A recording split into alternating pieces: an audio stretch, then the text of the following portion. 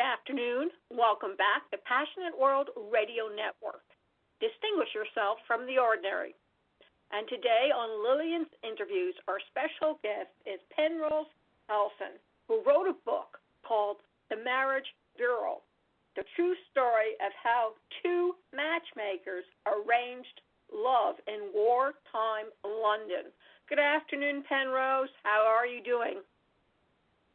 I'm doing very well, thank you very much, and I hope you are too. Yes, I am. I understand that you did a lot of research for this book, as well as finding out about these two young ladies who came up with an idea of setting up an organization where men could meet women. That's right. Yes, I did a great deal of research, but I was very fortunate. I have all the archives dating back to 1939, when this marriage bureau was opened, and that was sheaves of information, of letters, of press cuttings, books, ledgers, registration cards, photographs, diaries, all sorts of things that I put together. It was like doing a very complicated jigsaw puzzle to tease out the story of how this remarkable institution was started by two 24-year-old young women in the smart part of London, Mayfair, in April 1939, just before the Second World War broke out.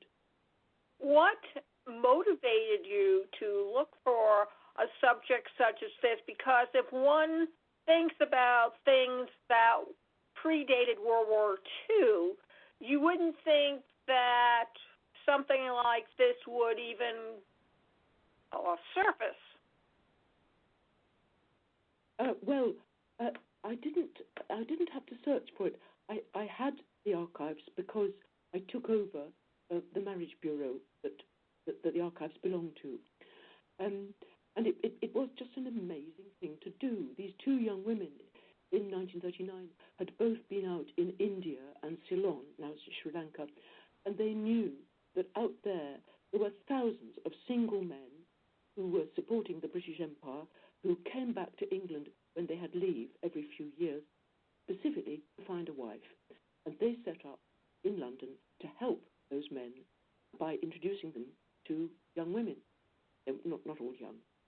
And I guess it was spread from this there. version of getting men and women together the way people in the United States put advertisements out in the newspapers, especially the men who are out in the pioneering states, and they wanted to meet women because there were few and far between.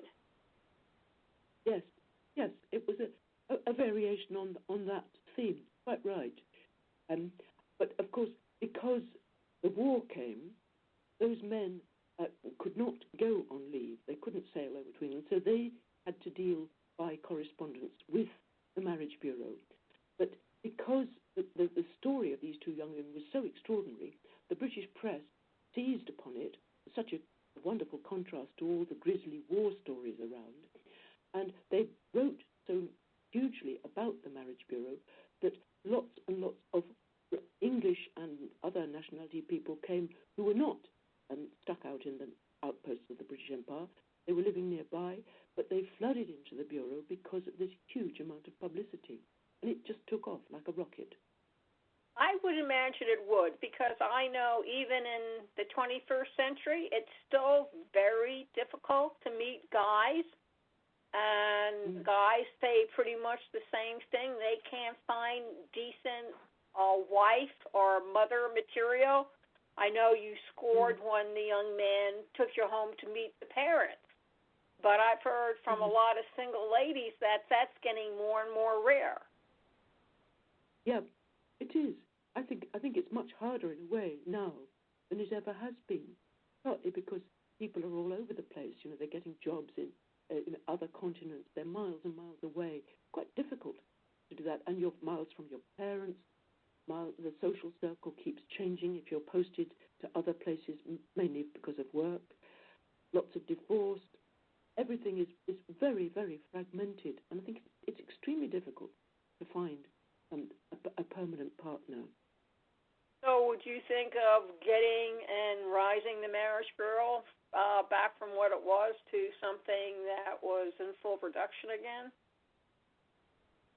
Well, not myself, but I know I did it for years, and I'm not myself, but I think there is a feeling. I've talked to a lot of particularly women recently who feel that the old-fashioned matchmaker would be a very good person to have around again. That the internet is all very well, and it can have very good results. There's no question about that. But having somebody who is absolutely on your side, who is a friend, but a dispassionate friend, who helps you to find the right person as a husband or wife, is a great blessing. It's a personal ally. And I think, too, that since they really want to find out about you as much as possible, they're able to spot, and the two ladies who certainly put this organization together did, they were able to spot what would make suitable husbands for a lot of these ladies. And that in itself is very rare. Yeah, it is. But they'd had the advantage that calling themselves overtly a marriage bureau, which it sounds a bit narrow now, but that's what it was. It was to find matrimonial partners for people who wanted to marry. And therefore, any man that came along and put himself through having an interview, either in 1940 or with me in the 80s or 90s, was seriously wanting to marry, not just looking for a date or a fling or a one-night stand. And that was a huge advantage. And that people's motivation is the same, be they men or women. I think so, and I think in some ways is better than what they have over here in the States with Match.com and some of the others, because it has a tendency to put beautiful people with beautiful people, and there are a lot of people out there who may not have the looks but are beautiful on the inside, and they somehow miss that. Yes, and who might be much, much better to be married to than some of those exotic, glamorous, and quite possibly sometimes quite superficial people. Absolutely. Penrose, could you please tell everybody where they can find you on the World Wide Web, where the book can be found, and where you can be found? Yes. Well, I have a website, www.penrosehalson, Halson, all one word, .com. And I'm on Facebook and Twitter, and it's all on the website. So Terrific. That's where to go. Do you have any advice to those who are listening about finding their tall, dark, handsome guy?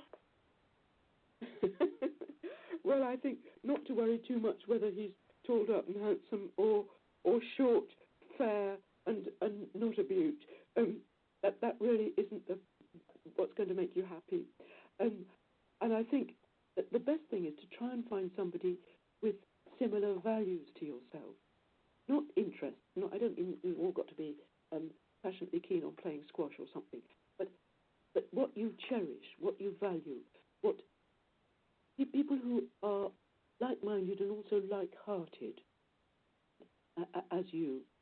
And I think the best thing to do is to try and move in circles where there are similar people, where you do something that you really enjoy doing.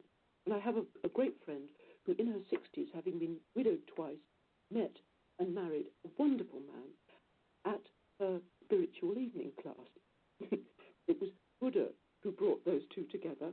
Now, I'm not saying everybody's got to go to spiritual evening class, but going to places where you will find people with the same pleasures and values as you, but whether men or women, is a great start. Absolutely. Well, ladies and gentlemen, our time is up. Thank you very much for listening to Lillian's interviews.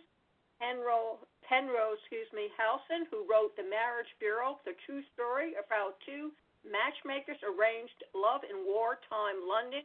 You can hear this interview all over again at youtube.com/PWR Network LLC, facebook.com/PWR Network LLC, twitter.com/@_Paths of Giants, and https:// PassionateWorldRadioNetwork.com. And before you go away and stray, Halloran had this to say: nothing succeeds so well as success. Thank you all very much for listening. And remember, please keep listening. Thank you.